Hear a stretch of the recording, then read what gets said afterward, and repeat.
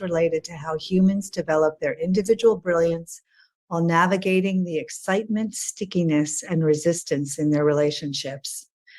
In my 40 years of working as a psychotherapist and consultant, I have been continually amazed at the ways in which people overcome challenges. I hope to share my experience and insights so you can find the magic in your relationships. My hope in this show is to answer questions and challenges you are facing in your relationships. There are several ways you can ask me a question. You can send me a question by email at mercy@leadershipwithmercy.com. This gives you anonymity since I will not share the identity of the listener asking the question. I often disguise the identity of the listener by changing details while addressing the problematic dynamic. My answers will be available during the live show, as well as on the KKNW podcasts and the KKNW YouTube channel. In addition, I post transcripts of the shows on my website, leadershipwithmercy.com. Please don't be shy about asking questions. I recognize that it can take courage to call into a radio show, especially about personal matters. I have rarely heard a unique dilemma. Your question will help other people listening to the show. Plus, this allows me to know what interests you. I am interested in all corners of human behavior and relationships, so I need your help to know how I can address what troubles and intrigues you. Eventually, I hope to have listeners call into the show. I am excellent on the spot, knowledgeable, and intuitive. As a listener, I get so much more from a conversation between the host and the caller. So in today's show, I will be sharing an interview that I conducted earlier this week with Laurie McCants. Laurie McCants co-founded the Bloomsburg Theater Ensemble in 1978, where she co-created Hard Coal, Our Shadows, a bilingual puppet play with Egypt's Wamda, and Susquehanna, Mighty, Muddy, Crooked River of the Long Reach. In 1991, she performed with the Bloomsburg Theater Ensemble in a U.S. State Department-sponsored tour of Zambia, Zimbabwe, Kenya, Botswana, and Namibia. In 2010, she was named an Actor of Distinguished Achievement through a Fox Foundation Resident Actor Fellowship funded by the William and Eva Fox Foundation and administered by Theater Communications Group. In 2015, she spent a month in Bali learning shadow puppetry, and with Wamda, an Egyptian puppet company, she co-created a bilingual play that toured to schools all over Pennsylvania and the surrounding states. She served as board president of the National Network of Ensemble Theaters, and she serves as a trustee to the board of the National Theater Communications Group. She was composer Julia Wolf's Cole Region consultant for the 2015 Pulitzer Prize winner Anthracite Fields. In 2016, she accepted Bloomsburg Theater Ensemble's Outstanding Theater Award from the National Theater Conference. Her solo show, Industrious Angels, was presented at the Co-Festival of Performance in Amherst, Massachusetts in 2018, and at the Bloomsburg Theater Ensemble in 2019. She is currently researching her new solo show, for which she received a fellowship at the American Antiquarian Society in Worcester, Massachusetts. Because of her work at Perseverance Theater in Juneau, Alaska, she is an adopted Kiksadi Tlingit Frog Clan Raven Moiti. Her Tlingit name is Kachkun. And we'll have a chance to hear more about that story. So I recorded this interview yesterday, and we'll be playing it in two parts. So in the first part, we'll be covering the Laurie's early years and her introduction to theater and to drama, and then her growing up, her college years, and then her becoming not only a resident but a founder of a theater in Bloomsburg, Pennsylvania, and which began the very interesting career that she's had. So at this point, I'm going to share my screen. It's a recorded interview, and we'll be playing the beginning of the interview now. This is Mercy Russell. I'm here today with Laurie McCants, and we're going to be talking about her career primarily and her life. And Laurie and I both graduated from Carleton College in 1974, and we were there at the same time. And it's sort of in the event of our 50th reunion coming up that we have kind of come together to have this chance to talk. Now, in our interview, I'm just going to give you an overview and then we'll dive in. Laurie will tell us about the story of her lifelong career that began in community theater and has spanned the globe. She began by following a renowned acting coach, Alvina Krause, to her retirement home in Bloomsburg, Pennsylvania, with classmates from Northwestern's MFA in acting program. They stayed and created an ensemble theater from which Laurie recently retired as an emeritus member. Her story is one of the magical mix of vision and grit shared in the ensemble, local cultural and financial benefactors, and fertile soil in a welcoming community.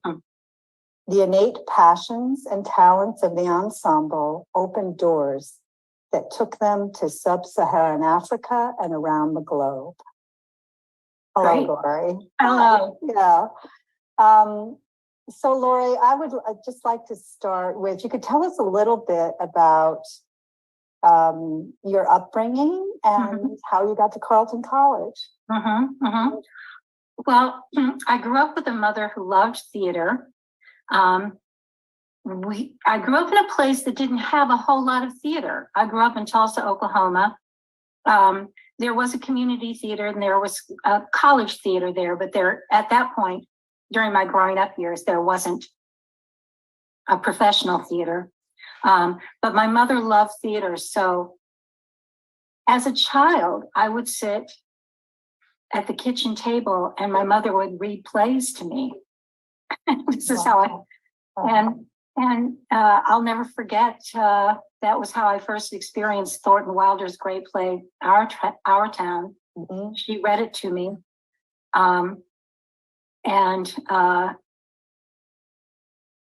When she got to the final act, she was crying, I was crying, and witnessing what happened to her when she read plays to me gave me the sense that theater was transformative, significant,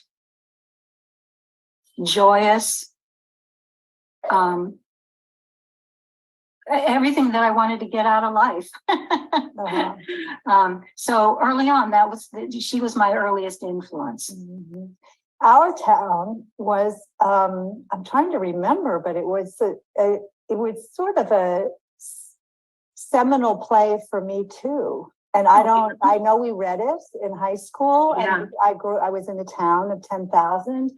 So all of the themes in the play were just sort of very meaningful to us. Oh, yeah. Well, actually, I was able to direct a production of Our Town here at my theater. As it turned out, we opened my production the same month that my mother died. And not only did my mother introduce me to our town, and that was my initial experience of it, but also when I was in high school in Tulsa, Thomas Alva Edison High School, I had an amazing honors English, 10th grade honors English teacher, Mrs. Brzezinski, who was extremely demanding of us. We started out our first semester reading James Joyce. Oh my God. And in the spring, we were reading Our Town out loud. And Mrs. Brzezinski, looking back on it now, I realize she was actually very young. We thought of her as old, of course, because we didn't know. It was her first year teaching. She was extremely strict.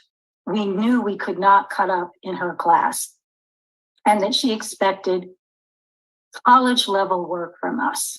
And we did it. We worked for her because she was incredible. But she was also kind of humorless. I mean, she was so stern. I don't remember her ever smiling.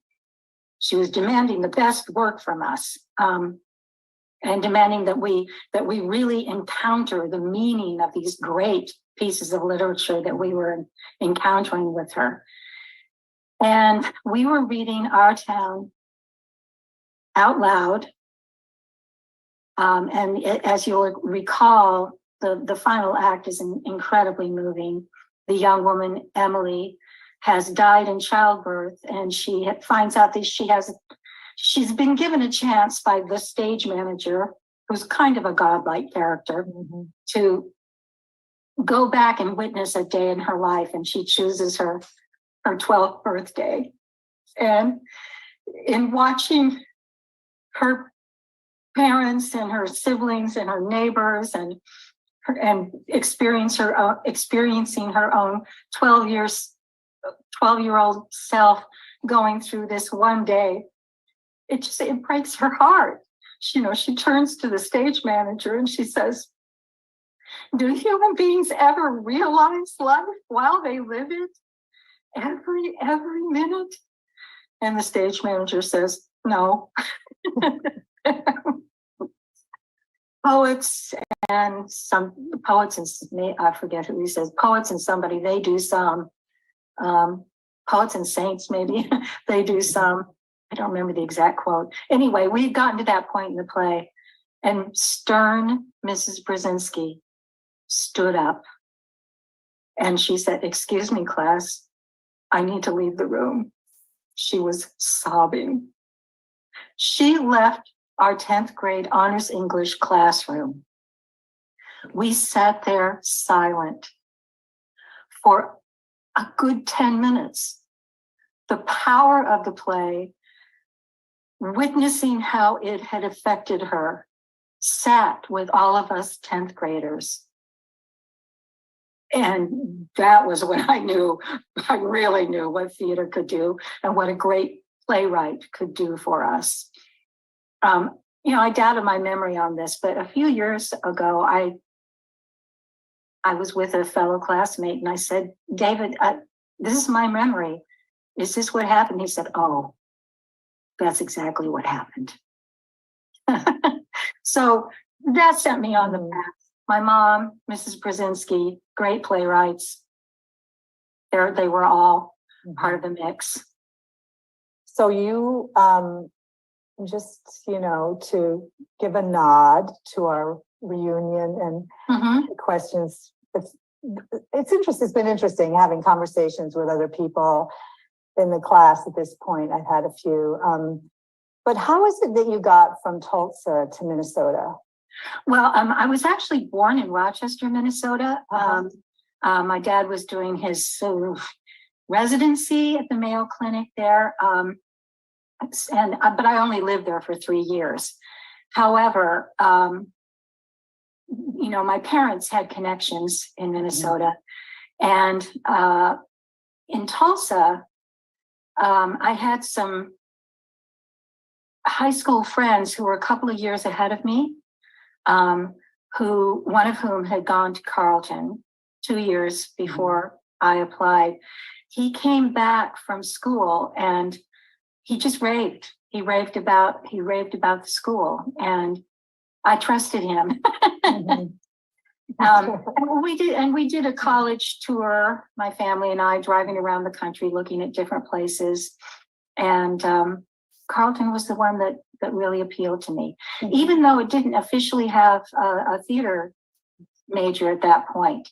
I knew I wanted to major in English, actually. The literature aspect of theater was the thing that most interested me at that point.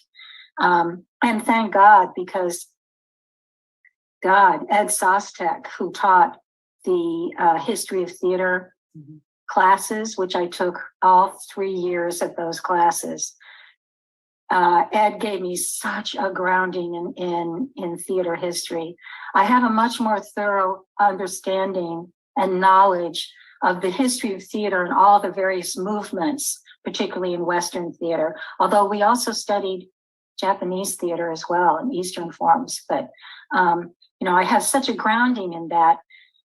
It's much stronger than some of my fellow actors who just studied acting and didn't really learn about the cultural and literary significance of theater. Yeah. So were you also involved in theater then at Carleton? Oh, as yes. well as an actress? Oh, yes. I acted all the time. I think that was part of the reason why I decided to go to Carleton. I knew that there was a very, very active extracurricular theater program. And because I wasn't sure at that point whether acting was going to be my career, I still wanted to act. And I think I was a little fearful that if I went to a place like, Carnegie Mellon, or, a place that was very famous for their acting training, that I would be, it would be too competitive for me, that I would feel like, that I wouldn't get a chance to act as much as I liked. And at Carleton, man, I acted. I acted and acted and acted. It was just crazy. And acted in great plays, classical plays, contemporary plays, stuff that we made, it was a wide range of experiences. So you then went, just a few personal details here. Sure. One thing you mentioned to me was that you got married your senior year, is that correct? Yes. And lived with your husband? In Northfield. And he was not a Carleton student. He was not. He was a few years older than me. He was a filmmaker, and he was working with a company in Minneapolis as a cameraman and and he made a documentary film while he was there. Carleton had to really break their rules for me. I don't know exactly why they did it for me, but they did. They allowed me to get married. They allowed me to live off campus at that point and, finish out my senior year as a married woman. Well, you're groundbreaking in many respects.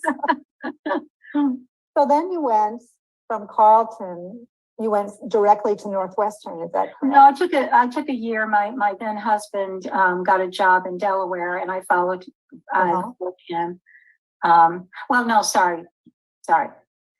Right after Carleton, we both went to Northwestern University. He got his graduate degree in filmmaking, and I got a graduate degree in theater. So that was right outside of Chicago, and we spent that. I can't believe I did an MA in a year. How'd that happen? But it did. Then we went to Delaware for his work, and it was from Delaware that I started writing to Alvina Krause, because she had been a very famous acting teacher at Northwestern. The teachers that I had studied with at Northwestern had all been students of hers. Her reputation was enormous as being this great acting teacher. And the rumor went around that she was interested in taking private students in her home where she had retired. So we had to write letters to her, and she had to decide to accept us, and she accepted me. accepted So, you. yeah. Now, yes, actually, I looked her up and read her New York Times obituary, and Yeah. you know, really, Yeah. just such a treasure to find that connection. Now, when you say we wrote to Mhm. her, you're talking about yourself and some classmates from Northwestern. Yeah, some is that fellow correct? Northwestern classmates, all of whom had graduated as well. And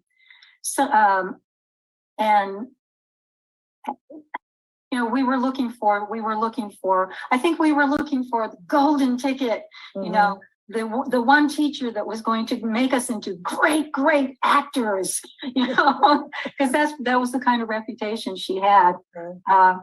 And as it turned out, really, I mean, yes, she was an incredible acting teacher. I learned a lot about acting from her, but really the thing that she gave us all was, she gave us, she charged us with saving theater as an art form in the United States of America and the world. We firmly believed that actors were the sort of center of theater making, and that if actors wanted to work, they needed to make their own theater. They couldn't depend upon a commercial system, Broadway or Hollywood to just, you know, throw them crumbs. And she firmly believed that theater should be really local, very rooted in the place where it lives and survives and takes root. So a very particular point of view. Number one, she's talking about live theater. Now, and you know, I mean, obviously the movie industry was, you know, very active and and even today, you know, it always amazes me how much, you know, performance there is with the, you know, with streaming and, you know, it's streaming, but she's talking about live theater embedded in a living community. Right. Which is, you know, something I've really never thought about. Yeah. I mean, I've lived around it, but not thought about the impact that has on the community. Right. Well, for her, it was kind of an artistic ideal. For us youngsters, we were all in our early 20s at this point. It really tied in with the fact that we were kids of the 60s and very much believed in community action, in activism, in you know, making statements. And there was a lot of, you know, anti-war theater that was going on, guerrilla theater, protest theater. That was the theater that was exciting us. Experimental theater too. For Ms. Krause, I think that she had gone through several decades of training actors for this art form that she thought was disappearing. She saw so many of her really fine trainees go on to Hollywood, right? You know, or television, you know, or just give up because, you know, as she said, well, the very first thing she said to us when we gathered for our very first class with her in the basement recreation room of the home that she shared with her longtime companion, Lucy, here in Bloomsburg. We were all sitting on wooden chairs or in armchairs or on the sofa. And she came down the stairs to this basement recreation room. She sat on her throne, which was this overstuffed armchair. She looked at all of us. This is all without saying anything first. She looked at all of us one by one. And then she said, "So "You come here to study theater, have you?" And we all went, "Yes, Miss Krause. Yes, Miss Krause." And she said, "Well, that's too bad, because there is no theater." That's where the charge began. And, fairly soon we came to realize that she meant here. She really needed us to start a theater here in this small town in rural Pennsylvania. This is Mercy Russell with a Remarkable Relationship Show. And today I'm interviewing Laurie McCants. Actually, I interviewed her yesterday. I'm sharing the interview with you today, and we'll be taking a break. And right after the break, we'll continue with the interview.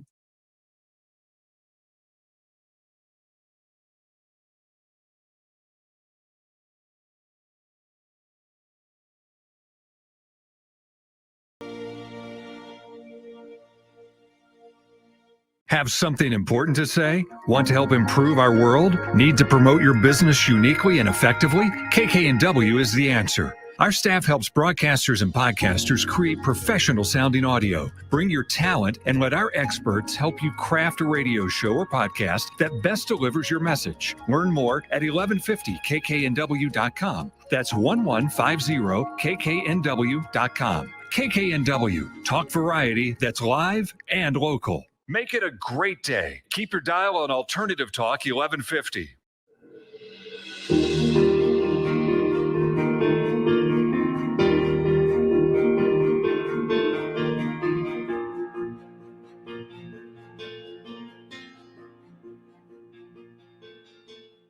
So hello, this is Mercy Russell with a Remarkable Relationship Show, and I'm returning from a break to continue sharing my interview with Laurie McCants. I think I called her Laurie Krause, did I? No. Laurie McCants, and about her journey, her lifelong journey in live theater in Bloomsburg, Pennsylvania. So let me share my screen and we'll continue. Now, how many of you were there? Oh gosh, it varied over the early years, but it started out with something like about 15 of us. Really? Yeah, Uh-huh. yeah. 15 of you arrived in her basement. There were a couple of years before we started the company, so it varied. Went from like 11 to 15, and then back down to 11, and then to back down, then down to 8, then to Right. So it was fluctuating, right? It fluctuated, yeah. So just can you just tell us more about how the ensemble formed and how it grew? I think it's it's a consensus model, and it is a consensus model. Yes. Yeah, and I think that so I would really love to hear you talk about how that evolved. Well, even though we had this, kind of authoritarian, autocratic octogenarian as our teacher, as I said, we were kids of the 60s. We really believed in collective action. There were some ensembles that had been models for us, and we decided from the get-go that we were not going to have a single artistic director. That the artistic direction of our theater company would be held by the artists as a whole. And everyone would be equally empowered. Everyone would be equally paid. Everyone, if they did all of the work, would be allowed to vote on the major decisions that we had to make. So yeah, that's the way we started out, and that's the way we have remained we're in our 45th season now. Amazing, right? Yeah. So it really, I've been part of those groups, and they don't always hold. Oh, it's tough. It's really, really hard. It's really hard. I mean, in the early years, the folks who came here primarily because of Miss Krause, who weren't interested in this kind of venture, they parted their ways. And then over the years, just struggling with figuring out what a collective vision is. And sometimes it feels like taking turns. Sometimes it feels like, okay, you're in charge of this season. You're going to be the one who's going to be the ensemble spokesperson with the rest of the organization, the board of trustees, the administrative staff, because we did eventually get an administrative staff with the technical staff. Then we would divide up duties, and various ensemble members would be in charge of various activities. Someone was in charge of running the play selection meetings. Someone was in charge of maintaining communications. Someone was in charge of maintaining our library of plays, that kind of thing. But those positions also rotated. Right. So people could be in one position one season, another one, another season or years later. So this theater was operating on, you had a sort of an artistic mission that was linked also particularly to the creative projects, the plays you undertook. And I sort of want to ask you about what other activities you were involved with the community, other than just staging plays. I'm sorry. But also you had to, you had the financial stability of and then the administrative, which are really quite different things. And then you also, because you had the artistic, as you mentioned when we were talking earlier, you had not only your actors, but then you also had your stage support in terms of, your stage management and the costuming and lighting. So you were operating as young people, really building this out of scratch, right? There wasn't an existing, active program when you came in on all four levels. Right. It was exhausting. Well, you had to learn a lot. And in the first few years, of course, we were all working part-time jobs as well. Mainly as waiters and waitresses and that kind of thing. Right, to financially support yourselves. Now, when we spoke, I know this gets into another area that I want to talk about, which has to do with how your relationships with the community developed, what the community was. But just as an example of just what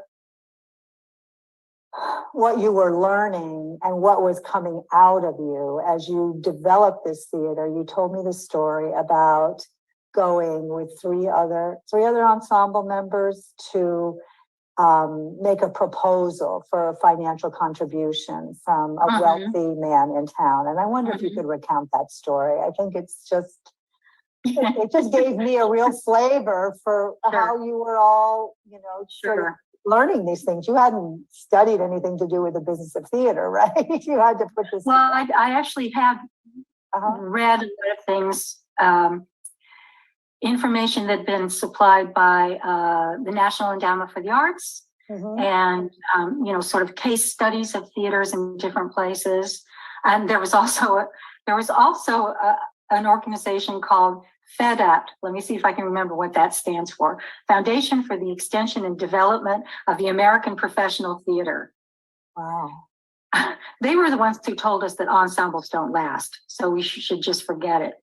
Now, they have not lasted. So, but I had done some research into how other theater companies had managed to put down roots in, of course, much larger communities than ours, but places like New Haven, Connecticut, Dallas, Texas, the beginnings of the Minneapolis, the beginnings of the regional American regional theater movement. And one of the things I learned from reading about those theaters was how important it was to really be a part of the community, to not be people who were just sort of parachuting in and, doing your thing and then leaving. That you really needed to put down roots in a community for a venture like this to succeed. Now, how did you do that as young people? I mean, you were young adults, you were in your 20s. Yeah. Well, I don't know if we even knew that we really were going to do that. I think, it was like, well, we're going to try. We'll try this. We're going to stay. We're going to be here. Might as well. This place, why not? There was a kind of like, okay, we'll do it. We'll try it. And tell us a little bit at this point about the community of Bloomsburg, which you described to me in terms it's in Appalachia. It's a small town in sort of north central Pennsylvania. It's right off of Route 80. It is a university town. There's a Pennsylvania. It's called Bloomsburg University of Pennsylvania here. There's a major medical center just down the road, but the town itself is a former industrial town. It had been a place where carpets were made and fabric was a number of textile factories. But when we got here, the town was very much in decline. Factories had moved out, moved on, closed up.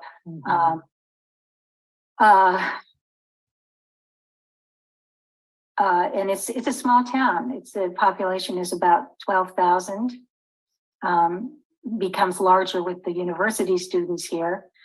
But we do draw for our audience from about an hour radius. So people do travel from the Wilkes-Barre-Scranton area, from the Hazleton area, from the Williamsport area, even from Harrisburg. To come see our work. So even though we're firmly based here in Bloomsburg, our outreach, and literally our outreach, because we perform in schools all over Pennsylvania. We have a touring program of 45-minute pieces that original pieces that we've created, that we tour to the gymnasiums. In the schools, the all-purpose rooms that don't serve any purpose very well.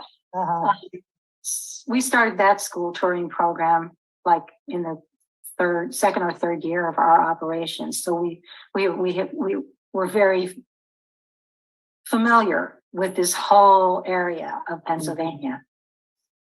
And there's a lot of coal mining in that area. Well, we're surrounded by what was coal mining. There's not a lot of coal mining anymore. That's another industry that has pretty much gone kaput.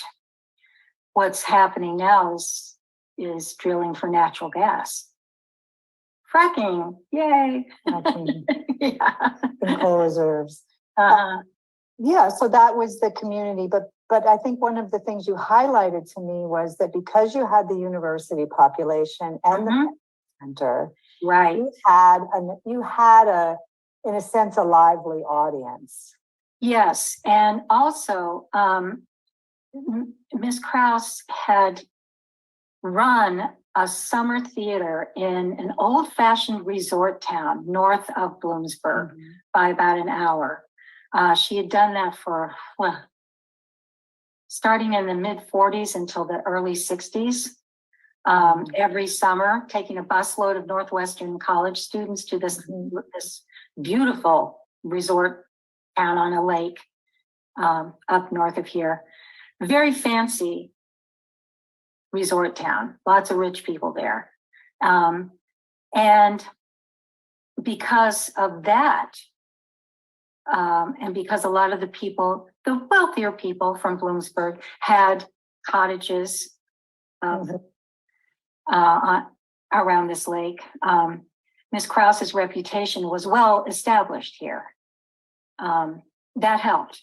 That helped a lot. So she was embedded in the community Yeah, had been there for decades, really. yeah, as, really. as, Yeah. as a creative person. Oh, so I was going to tell the story about the, Oh, yeah, that's right. I like that story. Yeah, this happened after we bought the 1938 movie theater, which is in our downtown, that we were going to renovate from a movie theater into a live performance theater.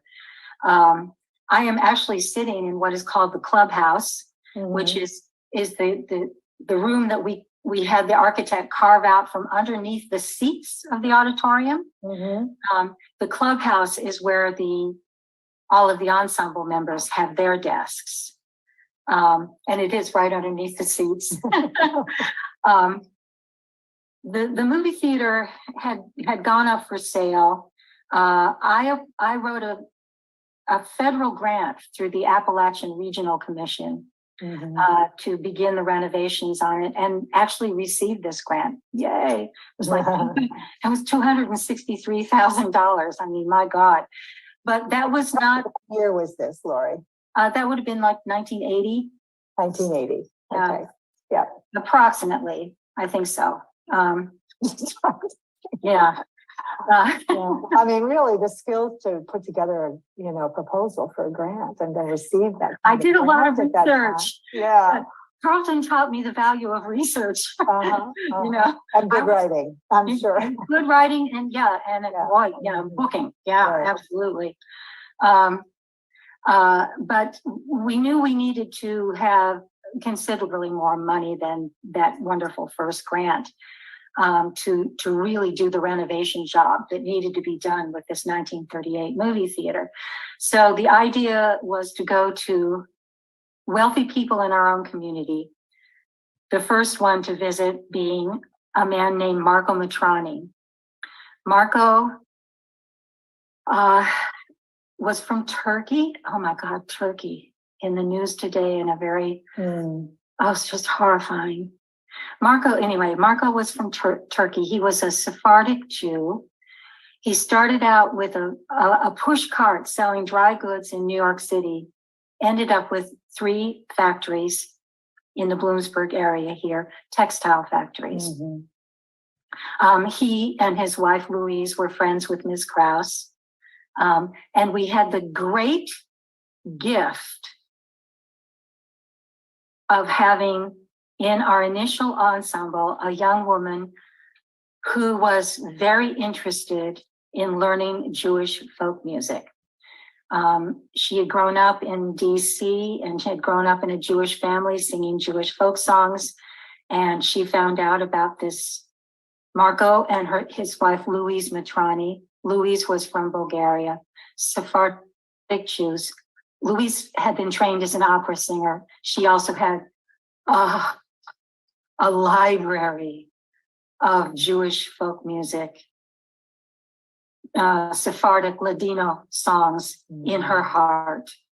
And so Robin Helsner, the young woman in our ensemble, would go to their house every week, and Louise would teach her Jewish folk songs. This all happened before we bought the theater.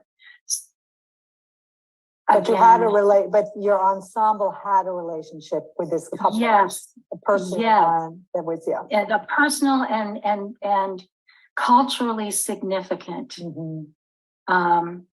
It's a very small Jewish community here, but of course, Robin sought them out as soon as she moved here to study with Ms. Krause. Anyway, we had been doing plays in the Central Columbia Middle School gymnasium in the summers for a couple of summers before we bought the theater. So we had already been doing plays in the community. And of course, the Matronis and other friends of Ms. Krause and the parents of all the kids who were in our educational programs, they all came to see the plays. So going back to this fundraising call, there were 3 men in the car on the way over there and me. There were 2 young businessmen from the community and a young male ensemble member. And in the car on the way over for the fundraising call, the 3 men got into a huge fight about how to make the pitch to Marco Matrani. And I realized that the 2 young businessmen were terrified of Marco because it wasn't that he was a terrifying man. It's just that he had built his reputation as being such an excellent businessman that the younger business people in the community were intimidated by his reputation, right? And the young male ensemble member was just full of himself. And so I thought, oh my God, this is going to be a disaster. This is going to be a disaster. So we get to Marco's factory, one of his factories, the one that's pretty much in downtown Bloomsburg. And we get ushered into a big conference room. There was I remember a wide oak table, conference table kind of thing. And we sat there and the men are glaring at each other. And then Marco comes in on his cane. He was in his 80s. He was still working every day at the factory. He sits down on the table, he looks at all of us, and then he says, "So, what you want?" And all 3 men look at me. And we hadn't even agreed on the pitch. We hadn't agreed on what we were going to ask. But I had done all of this research. And so I started talking. And I made this big economic pitch for what a wonderful economic benefit it would be to the town of Bloomsburg to have a professional theater company located right downtown. That every dollar in ticket sales would generate another $7 in the community. Blah, blah, blah, blah, blah, blah, blah, blah, blah. I don't remember everything I said, but it was all geared toward the economic benefit. And in my memory, I just kind of wound down. And Marco said, "Bottom line, you're good at what you do. I have seen your plays, and they are good. And I know how hard it is." This is something you very rarely hear from people you go to get money from. That is very rare to this day. But I was surprised. I was taken aback. And he said, "Okay, 20,000. I mean, this was 1980, I think. I kind of went, oh, and he said, "Don't cry. Give me a kiss." On the cheek, That was the first of many incredible gifts. Louise would invite us up to their house for tea for the fundraising call. "What are you planning to do?" "Oh, that sounds wonderful." These were true arts lovers, arts supporters who believed that because they had made money in this town, they should give back to this town. And again, the surprising relationships. They had a relationship with Miss Krause. They had a relationship with this young woman who folk songs. Right. Yes, I do want to just highlight this, and I'm going to try to put it in the beginning again. But when we first spoke about this interview, I said, "Well, what do you want to talk about, Laurie? What is it you really want to say?" And what you said was, "I want to talk to young people to tell them to be open to surprise."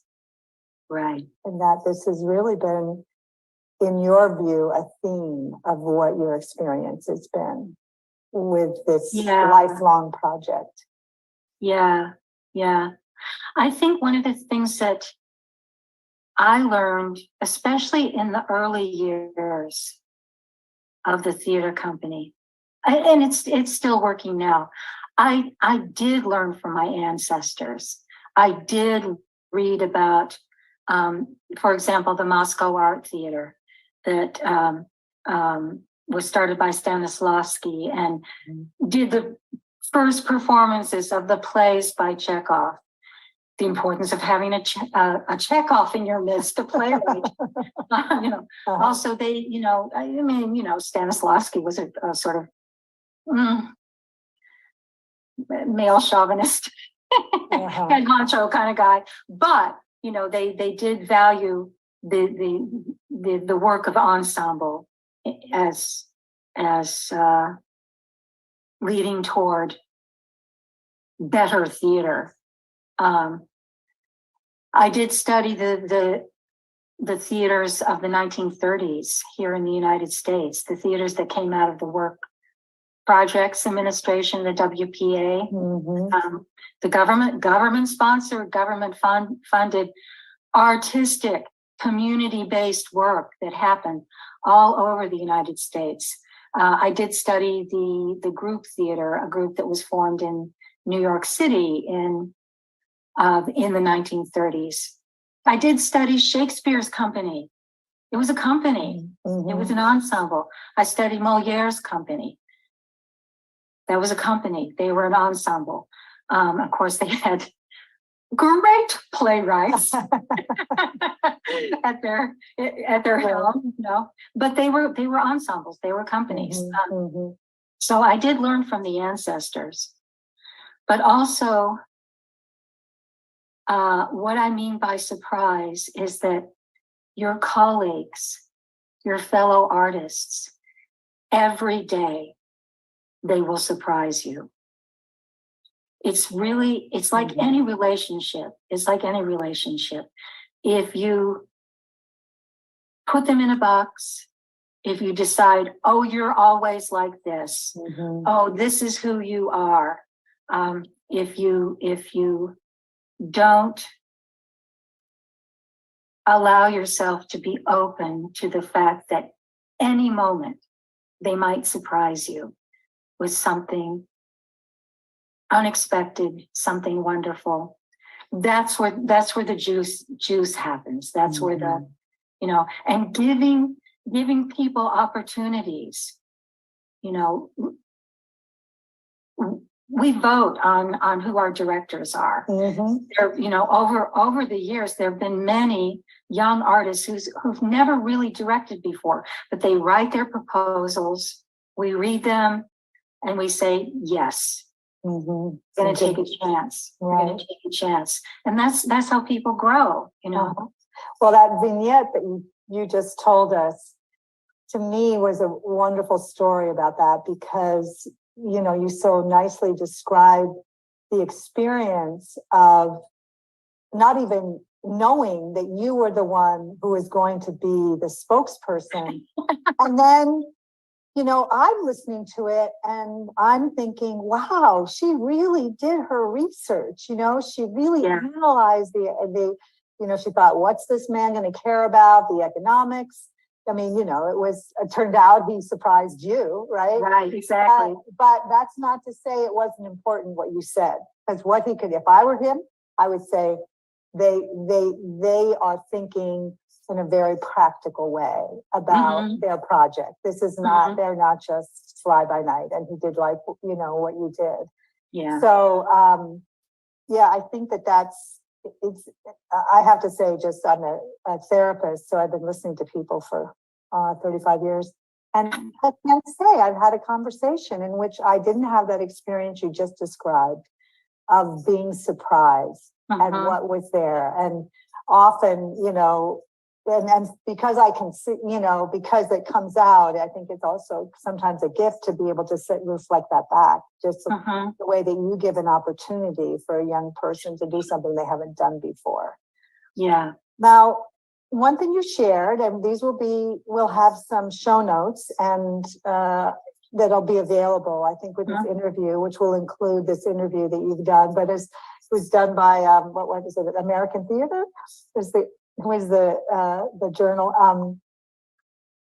And I noticed there were questions there about theater that I couldn't have even asked because I don't diagnose, I just don't really know. But I wonder if you'd just like to talk a little bit about you've spoken generally about, the range of plays that you put on, that you performed, classic, experimental plays that you've written yourself. And I just wonder if you could talk a little bit more about the actual creative process and the range that that you think was really important to the success of the ensemble. Yeah. So this is Mercy Russell with a Remarkable Relationship Show, and this has been part 1 of my interview with Laurie McCants, and I left us hanging a little bit because what we've been listening to is Laurie's story of her, the development of her interest in theater, and then this very kind of rich and fortunate landing that she made in a community that with a lot of resources, cultural and financial, that supported the institution of this ensemble. And at any rate, it's, I think, a wonderful story.